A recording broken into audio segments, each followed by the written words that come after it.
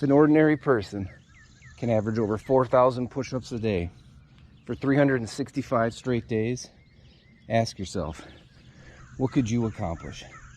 If you're willing to push past the hesitation and transform the person you are into the person you dream of.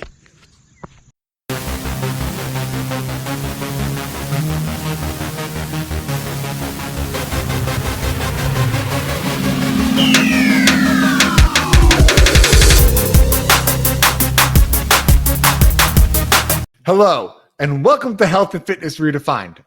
I'm your host, Anthony Amen. Join me today as we take a dive into the world of health and wellness, where we learn how to overcome adversity, to pick the facts versus fiction, and see health and wellness in a whole new light. Guys, I know last week's episode was boom, boom, boom. A lot of facts. It was pretty hard to take in, but this week's episode, we got something I am super excited for. This is my mind's blown, and I only know like a third of this guy's story. So I'm just really excited to hear more, show about what he's done. So without further ado, let me welcome to the show, Nate Carroll. Nate, thanks for coming on, man. I really appreciate it. Thank you, Anthony. I appreciate the opportunity. Man, I am just super pumped to dive into this episode, to get in the mind of Nate, because this is going to be mind-blowing. So first, I just want you to throw the kicker in, man. Tell everybody what you just accomplished. So on June 6th, I passed the world record for the most push-ups in 365 days. And that came to a total on June 6th of 1,500,231. The old record stood for 33 years, and by the grace of God, I was able to pass it on June 6th. What was the previous record? The previous record was 1,500,230, set by Patty Doyle from England back in 1988 into 1989. So you passed it by one. Wow.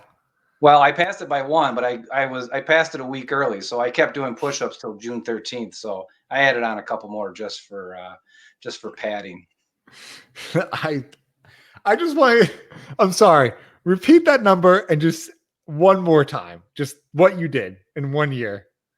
So I passed the record for the most push-ups in 365 days. So the old record was 1,500,230.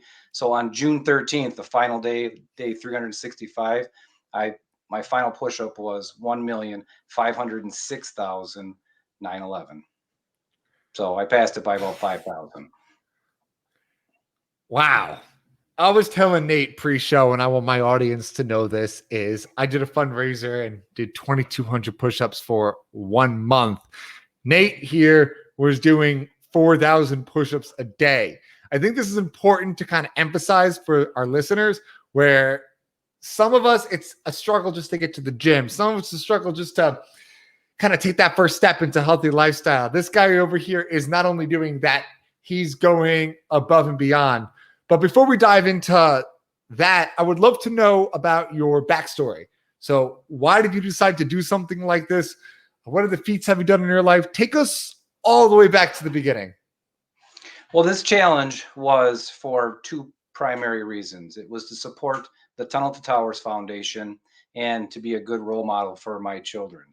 So the other challenges that I've done, I finished a 31-mile trail run while doing 5,000 push-ups. During COVID back in March, I ran 50 miles around my small house to raise money for our local United Way and to raise money for our police officers. And I did 1 million push-ups back in 2019, finished a couple Ironmans in my life. So fitness, being active, has always been something that's been pretty important to me.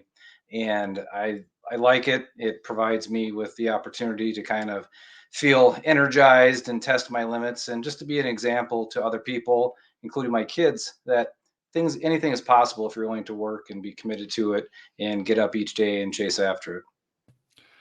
I love that. I can feel like there's got to be a backstory to the Tunnels to Towers Foundation about why that one specifically. What does that mean to you, that foundation? So I think that foundation, they have a variety of programs that support first responders and military families and military servicemen and women. And the program that I raised money for the Tunnel to Towers Foundation was their fallen first responder home program. So if a police officer, firefighter is killed in a line of duty and they leave behind a family with young children, that foundation steps in, pays off that mortgage, so that family the doesn't have that financial burden, and those kids that are left behind, they can stay in that house where they made their memories with their mom and dad. So it's a beautiful foundation that really takes care of our first responders. They also build smart homes for catastrophically injured vets, and they'll pay off the mortgage or they'll refurbish the vet's existing home and make sure that they can live as independently as possible. And they also do the same thing for the Gold Star family. So if a member of our armed forces is killed in the line of duty and they leave behind a family with young children, they step in, pay off that mortgage for the same reason they do it for the fallen first responders. I love that. That's awesome. They do a run, right? It's the same foundation that does a run in the city. They do the run, they climb the tower. They have a variety of events across the country that they do, but yeah, their primary thing is taking care of those who take care of us. So our first responders, our military. So I thought this challenge was a good fit for them because it's something that I honor, it's something that I want to instill in my children. And I pitched the idea. They thought it was a good idea, and so we partnered. And this whole challenge was really about supporting those brave men and women that are working in my community, your community, and all of our communities across America. I love that. And I want to go a little more back. You were telling me a little bit off show that it was always your dream to get 1,000,000 push-ups in your life. Why? Why was that a goal of yours from the very beginning? I don't know where the goal of that necessarily came for. I've always been active and I'm not a gym rat. It's something that I've never been able to maintain. And for me, running or kind of body weight exercises always seem to be a kind of a better fit for me because I can never really get to the gym and hop on a treadmill or, lift weights. It wasn't something that was really appealing to me.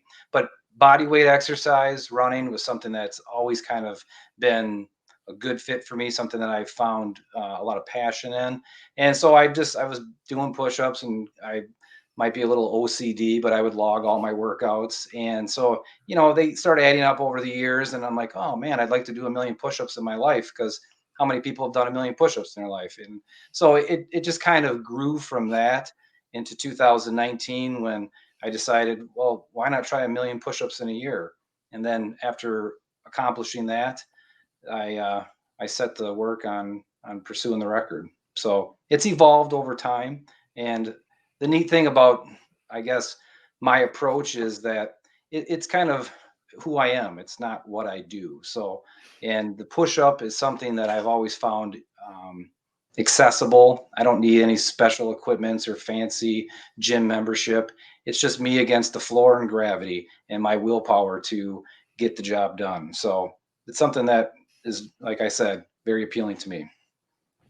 I love that. And I want to talk about a little bit into the mindset of from the very beginning. So you were saying in 2019, you just wanted to get 1,000,000 push-ups in that year. Take us back to day one, day two. What was that like for you? I can just imagine, like I do for me, a set of 50, 60 push-ups in one set, I'm tanked. And the last thing I want to do for the rest of the day is more push-ups. Mhm. So what's that like to get that set over and over and over and over again, and that push to even do more? How does that feel? What kind of mental prep work do you do with yourself? Talk us a little about that. Yeah, so it's to me, I separate it. So a lot of people, like, you hear about motivational speakers or being motivated, and I've always found that never really stuck with me. And I think it's great for people to be inspired and to get motivated, but to take on challenges like consistent working out or consistent pursuit of your goals, you really have to be driven. And I mentioned before, it's who I am. It's not what I do. And so I think the mental side of doing that many push-ups every day, you have to put it in perspective. And for me, I always put it this way. It was really never about me. It's about the families of the first responders that these push-ups would likely generate some donations for. And it was about being an example to my kids. So if I just kept it about me and wanting to break a record for personal reasons or selfish reasons, I don't think that I would be able to sustain the daily grind of doing that many push-ups. So each morning I would wake up, the alarm went off at 3:45, 3:40, depending on the day. And I'd get up, I'd kind of stretch, get a little something to eat, get my coffee going, and then I just get into my routine. And that routine I felt a lot of comfort with because it was something that I've been doing for a long time. And that also really helped me kind of mentally prepare for the day's activity. And as I was doing my push-ups, it was, again, it's not about Nate. It wasn't about anything, any fame or fortune. I mean, at the end of the day, nobody cares that you're up at 4:30 in the morning doing push-ups, watching the news. Like, I mean, it's not very glamorous, and and I recognize that. But it was for a greater purpose. And I'll talk a little more about like my role as a father, because that's something that was important to me throughout this challenge too. But that again is the mindset that it's not about Nate. It's about something far greater, far more important than any set of push-ups ever could be. What was the impact like? I know you mentioned it was for your kids, but there had to be some kind of impact it had in your personal life going through and setting this record.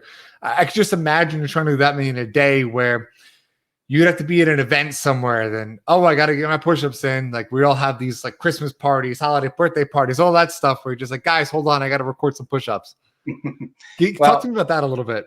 yeah, I mean, in a funny way, the first thing I always said to people is that if you want to attempt something like this, the first thing you have to have is no life, because the time doesn't really permit you to have a social life where you can go out and have a few drinks and watch the ball game and hang out with the guys. It didn't really work out that way for me. So, but again, like I think you have to be committed to it. You have to be driven. You have to be committed.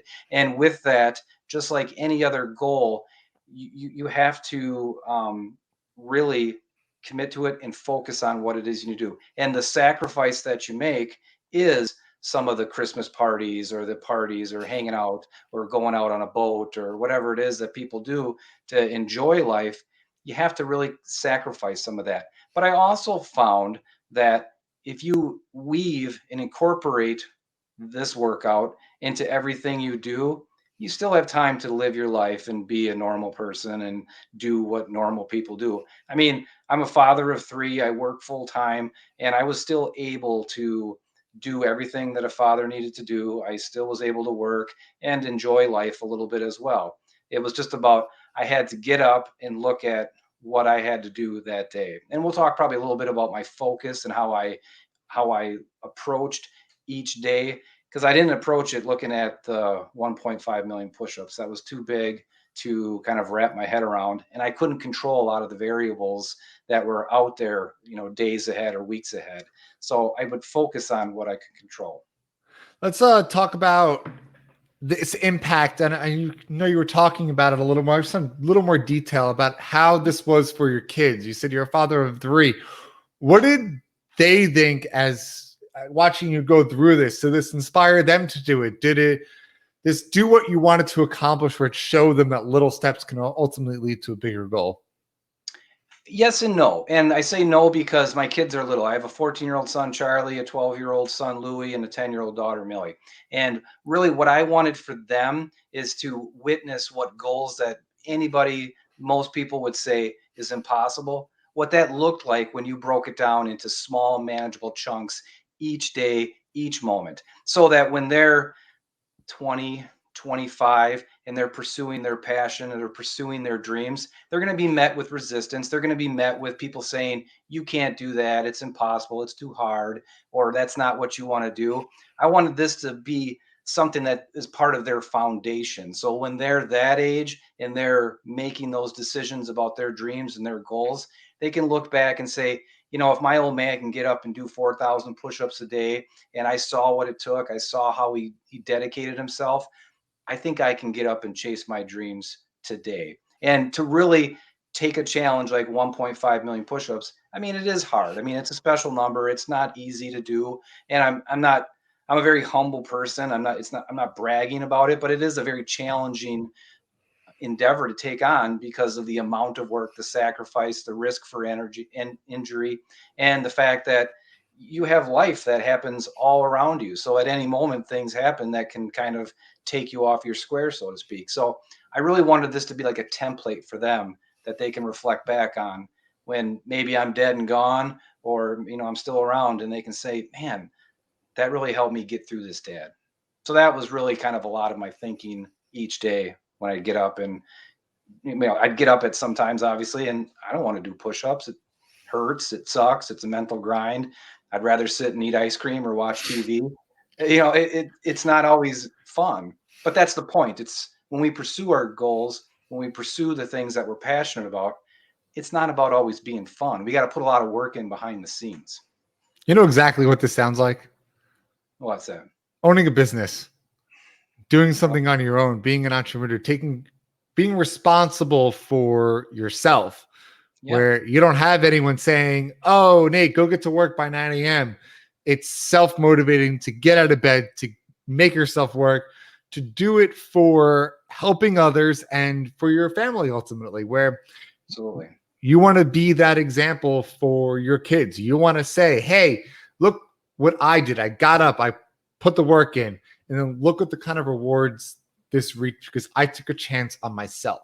That's exactly what you did, is you took a chance on Nate, and ultimately doing that helped you succeed.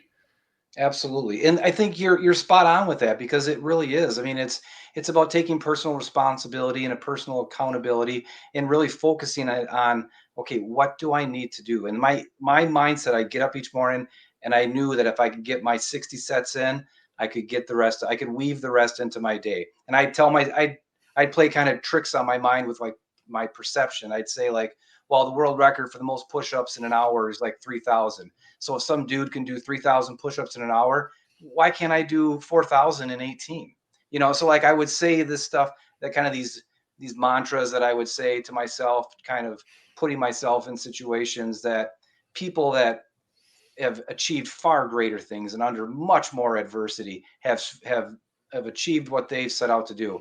And I'm just sitting in here doing push-ups. So I would constantly use that perspective to like encourage myself when I didn't want to get up, or I didn't want to get my sets in, or I was sore, or I was tired, or just downright lazy.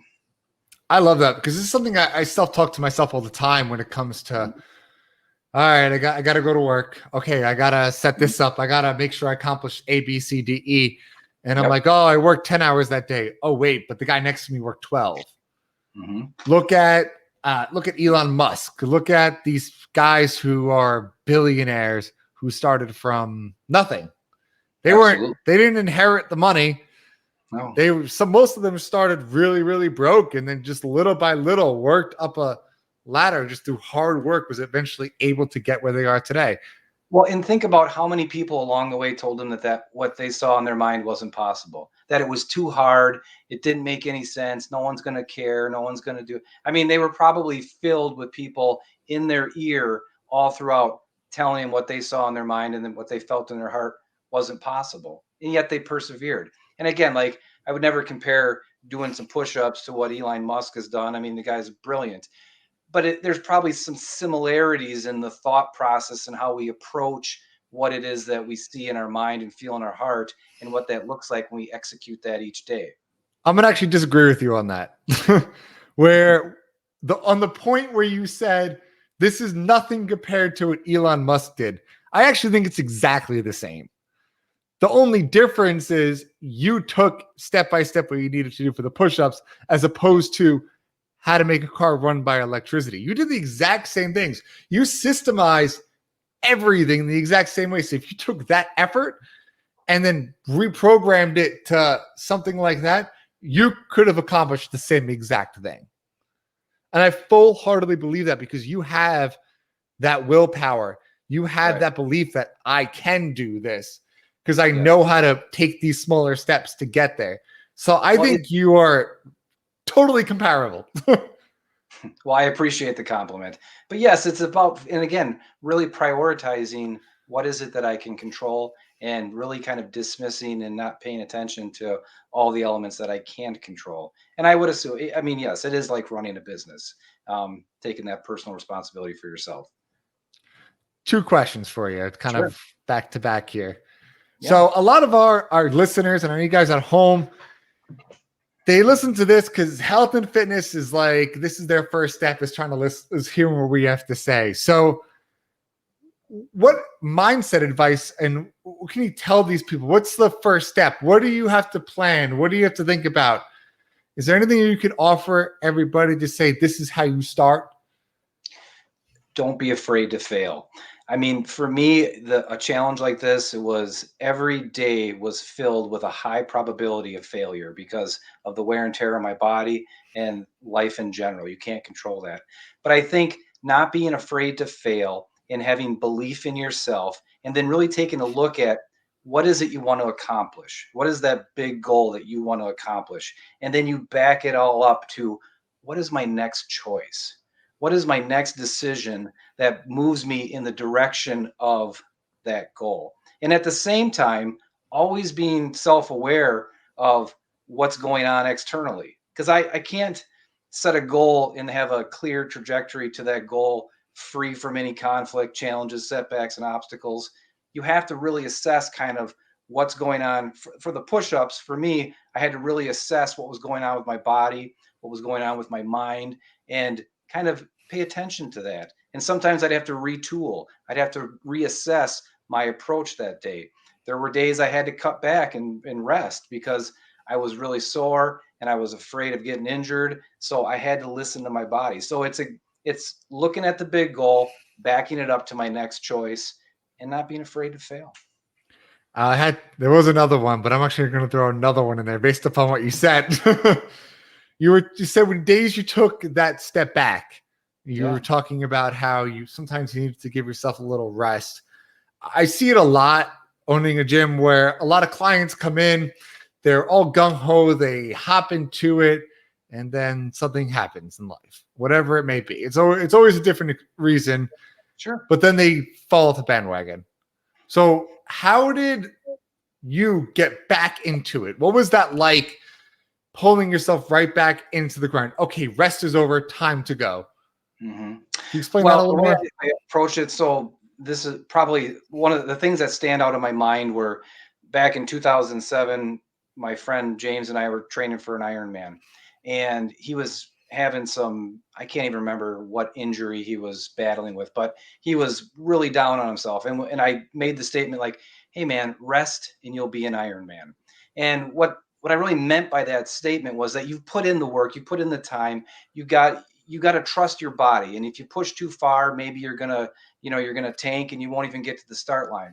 So like for me, it was kind of the same approach during this challenge. Like I had to keep in perspective that this was my goal and this is what I do. And part of what I do is taking some time off, taking listening to the body and recognizing that that's part of the process towards achieving the goal.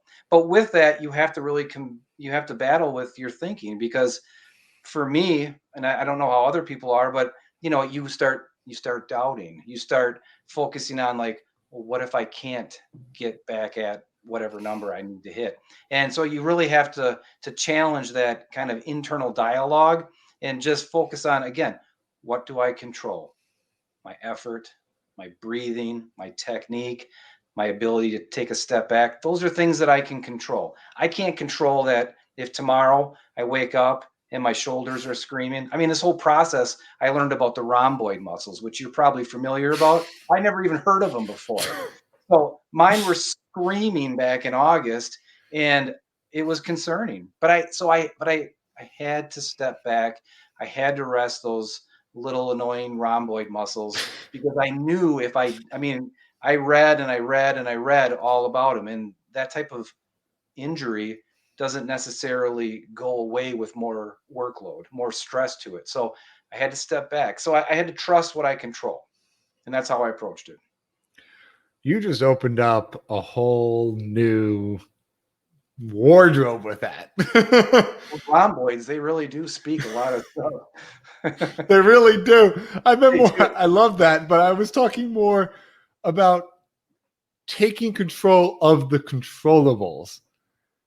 You have That's to. so powerful, and a lot of people don't. They get overworked about the uncontrollables, things going on the outside, and then they Yeah. start stressing, and then everything kind of becomes a blur, and it's before you know it, the day's gone by, and you've done nothing, and you're just too worked up about everyone else and haven't focused on yourself. When in fact, if all you did was control the controllables, have the understanding that maybe you can't get to Z, but you can probably get to Y. If you just kind of work within that pattern, you'd be able to accomplish so much more in your life. You'd be able to be in so much of a better position. You'd stress way the hell less. So I love that. It was what I went into it with the mindset of really just focusing on what I can control, because, and I mentioned a little bit about, like, when I looked at the 1.5 million push-ups, like, I mean, I even sitting here telling you about that, it seems overwhelming. Like, it's, wow, that's really tough. How would that, to think that, should I do it? Not that I'm going to, but if I were to do it again, like, wow, there's a lot of variables within that pursuit that are entirely out of my control. And you kind of alluded to it. When we focus on all that noise that we have no control over, it really drowns out the focus and the attention to detail to controlling the controllables. Yeah, I'm going to go back to my original question. I love this conversation, man. This is all me. This is all stuff I listen to and do. I love this. I'm going to take you way back to like 20 minutes ago, but you were talking about people being in your ear saying how doubters. And I'm a really big believer in you are the average of the 5 people you spend the most time with, which is why it's important to always spend time with people who believe in you, believe in they can accomplish more. So talk to us a little bit how outsiders kind of influence that, and whether or not that was true for you. We try to surround yourself with people that you thought you could do it, as opposed to people that you couldn't do it. Oh, absolutely. So, I mean, I think all of us are surrounded by negative people, and we're surrounded by negativity in general. And it's almost easy to kind of latch on to that and embrace that a little bit. And there were not too many. I mean, most people that I work with closely and that I'm friends with, they kind of know my mindset, and they think I'm insane and crazy. And so they kind of get how I operate a little bit. But there's certainly people like that are on the fringe, or that people that I'm maybe not as close to that doubted me. I mean, there was a guy at work who way back in the beginning said, there's no way you can't do that. I mean, I'm 46 now, but I was 45 at the time. You're too old. You can't do that. Your body's going to give out. Your elbows are going to, give out. And for a long time, I would kind of replay that in my head. And, this guy's a friend of mine. I mean, I would no ill will, but I used that negativity as fuel to fire the next set of push-ups. And so I would really take that on and embrace the fact that people thought you couldn't do it. I mean, even along the way, people would say, "Oh, that's impossible." And I would just take that, be polite, be kind, share my story. And then I would take those little nuggets of negativity, and those would be the embers that would burn within me to keep firing each day. Wow. This is it, guys. This is it right here. You just mentioned some big key words. You mentioned fuel for the fire, about taking the negativity and turning into positive energy to push you forward. That was literally my life in a handbasket, where you have people telling you can't do something. I have people telling me that I'll never live a normal life. I had all sorts of stuff going on that you all know about, but I took that and made it passion to say, I can do this. Mm-hmm. And I think about that every single day, how many people told me I can't. And that is just fire to push forward. I love that you're able to take that, turn that. And I just wish that more people did that, instead of just taking the negativity and being like, oh yeah, you're right, I should just give up. or just getting depressed about it and kind of burying themselves. If you had that inspiration to take all that and say, no, I can do this. Look at what this guy's done right here, Nate. Look at this. Look at what some of these people we've talked about on this show. Look at people that even haven't had on the show, the things they've accomplished. You can do so much more than you think you can do. Period. Absolutely. And I think for me, I mean, I wasn't always as, I would say, reserved as I am now, but I would never take it personal. And I recognize that people often see things that they can't achieve themselves, and then they want to project that onto other people. And so I know it wasn't really a personal attack on me. And I maybe 15 years ago, 20 years ago, like I would allow that to kind of erode a little bit of my happiness or my positivity, and I would take on some negativity as a result of those those doubters, I guess you could say. But really now, I mean, being in the age that I'm at and kind of the position I'm in, I welcome it. I mean, I welcome people being critical of what it is that's possible, because I think, yeah, let me prove you. And I don't say that in a way that's like aggressive to them or disrespectful to them. It's more of like, it's another challenge for me. Let me prove that I can do this. And for me, like with this challenge, it benefited the families of these fallen first responders. You know, my children, I have no idea what this will mean to them in 15, 20 years, but maybe some of the embers of the fire that raged within me, you know, maybe they will get transferred to them, and my kids will be making the next Tesla. How cool would that be? Man, your kids are going to be like sending people to Pluto. That's now get them to clean their room and put their clothes away. If they have anything like their father, man, they are set right there. No, they're good kids. But yeah, but that's really what it's about. It's about inspiring them, that foundation that we talked about, that template, so that when they're, you know, your age or my age, they aren't going to be held back necessarily with the thoughts of like, gee, I don't know if I can do that. I don't know if it's possible. So, and it created a lot of talking points with my kids throughout this whole challenge. And we related it to playing basketball or to riding horses, or, you know, working through challenges with bullies. I mean, there's a lot of teachable moments that came up with this that you can pass on, that I could pass on to my kids. I'm going to ask you the probably most logical question out of all this right now. What's next? It's funny that you should ask, because you know there's always something next, right? Man, I just hearing this, getting to know you for the last half an hour, there's something big coming next, and I know that. Well, so what I can't get the thought out of my head about doing an ultra marathon carrying a 100-pound pack. I have no idea why this is in my head, but it's something that it's much like everything with me. Like I kind of get an idea and I think about it, and I kind of not obsess on it, but I kind of critique it. I break it apart. I look at it, and I want to attack it. So in September, I'm in Wisconsin. There's a Fox Cities Marathon. So I thought it would be cool to do the marathon backwards and forwards carrying a 100-pound pack. I love that. You know, man, you're going to have to share that with me afterwards. We're going to get you back on here, and we're going to hear you're going to run backwards, or you're just going to do it backwards? No, I'm going to start at the finish, and then, because it's a point-to-point marathon. Yeah.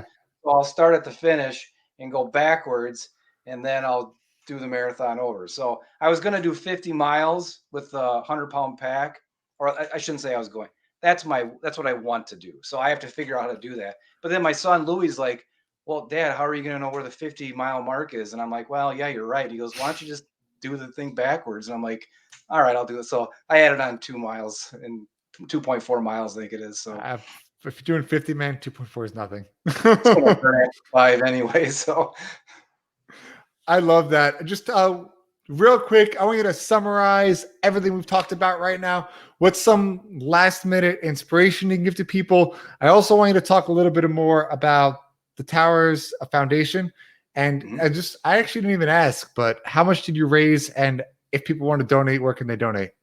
Sure. So real quick, the Untitled Towers Foundation, if you want to learn more about them, they're out of New York. They came about at 9/11.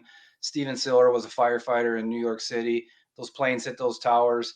He rushed to those towers, saved a bunch of people, gave his life when those towers collapsed on him. So his family started the Tunnel to Towers Foundation. And it's really to honor those who serve our nation and serve our communities, and making sure that we take care of those families of those servicemen and women and those first responders if they give their lives in service to us. So if you want to learn about them, go to tunneltotowers.org, and you can learn about the 1.5 million push-up challenge and all of the amazing things that they're doing for first responders across America.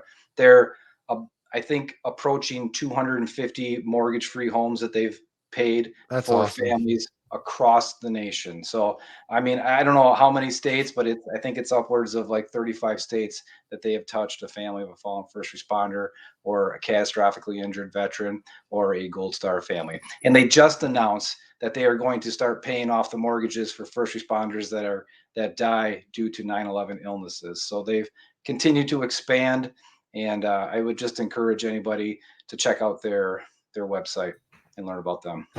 I love that. Thank you so much. And where can people get a hold of you if they're doing this marathon back and forth?